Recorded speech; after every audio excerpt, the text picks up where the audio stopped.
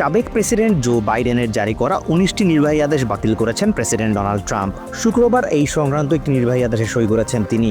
আদেশের পর এক ফ্যাক্টশিটে হোয়াইট হাউস জানিয়েছে, বাইডেন প্রশাসনের ক্ষতিকর সব নীতি বাতিলে প্রেসিডেন্ট ট্রাম্প বদ্ধপরিকর।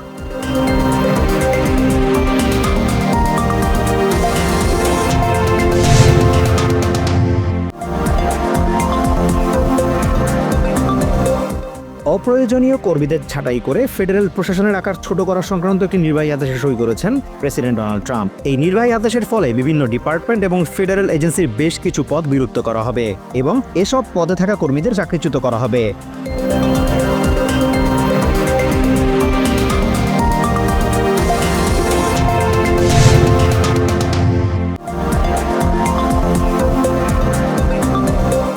সংবিধানের সেকেন্ড অ্যামেন্ডমেন্ট আমেরিকান নাগরিকদের কথা বলার স্বাধীনতা নিশ্চিত করেছে।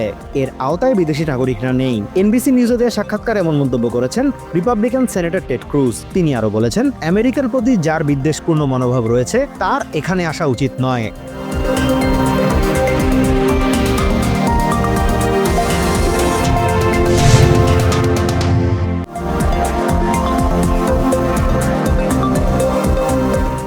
প্যালেস্টাইনের স্বাধীনতাকামী সশস্ত্র সংগঠন হামাসকে সমর্থন করার অভিযোগে কলাম্বিয়া ইউনিভার্সিটির আরেক প্যালেস্টিনিয়ান শিক্ষার্থীকে আটক করেছে আইস।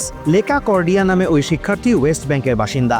হোমল্যান্ড সিকিউরিটি ডিপার্টমেন্ট দাবি করেছে ২০২২ সালে তার ভিসার মেয়াদ শেষ হওয়ার পরও অবৈধভাবে দেশে অবস্থান করছিলেন তিনি।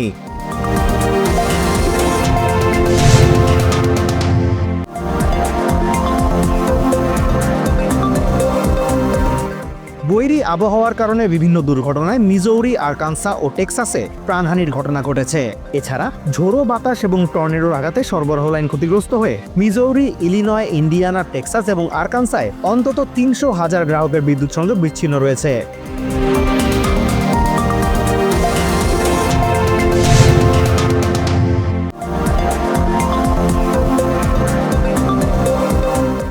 আমেরিকায় নিযুক্ত সাউথ আফ্রিকার রাষ্ট্রদূত ইব্রাহিম রাসুলকে ট্রাম্প প্রশাসনের বহিষ্কারের সিদ্ধান্ত দুঃখজনক আখ্যা দিয়েছে দেশটির প্রেসিডেন্ট সিরিল রামাফোসা। এক বিবৃতিতে তিনি জানিয়েছেন, এমন ঘটনার পরও ওয়াশিংটনের সাথে স্বাভাবিক কূটনৈতিক সম্পর্ক অব্যাহত রাখতে তার সরকার বদ্ধপরিকর।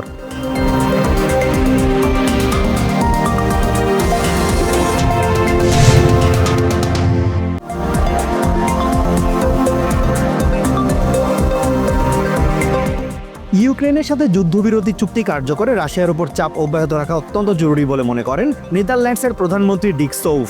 শনিবার এক বিবৃতিতে সৌফ আরও বলেন, ইউক্রেনে সামরিক ও আর্থিক সহায়তা অব্যাহত রাখতে ইউরোপের মিত্ররা একমত হয়েছে।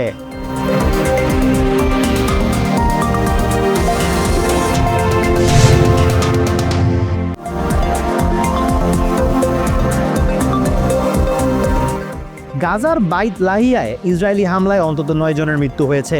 The Palestinian journalist protection centre জানিয়েছে, হামলায় নিহতদের মধ্যে অন্তত ৩ জন স্থানীয় সাংবাদিক। তারা মানবিক সহায়তা পরিস্থিতি সম্পর্কিত তথ্য সংগ্রহ করতে ওই এলাকায় গিয়েছিলেন বলেও জানিয়েছে সংস্থাটি।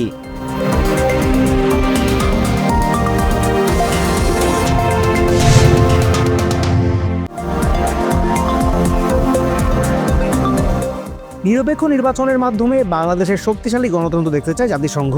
শনিবার ঢাকার হোটেল ইন্টারকন্টিনেন্টালের রাজনৈতিক দলগুলোর সাথে অনুষ্ঠিত বৈঠকে এই কথা বলেন জাতিসংঘ মহাসচিব অ্যান্টোনিও গুটেরেস। তিনি বলেন, সংস্কার নির্বাচন কিভাবে হবে তা বাংলাদেশের অভ্যন্তরীণ বিষয় এবং জনগণই তা নির্ধারণ করবে।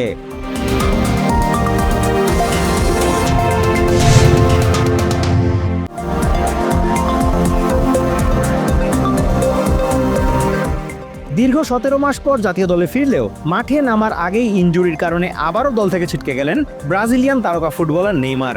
বিশ্বকাপ বাছাই পর্বে ব্রাজিল দলে নেইমারের পরিবর্তে স্থান পেয়েছেন রিয়াল মাদ্রিদের তরুণ তারকা এনরিক।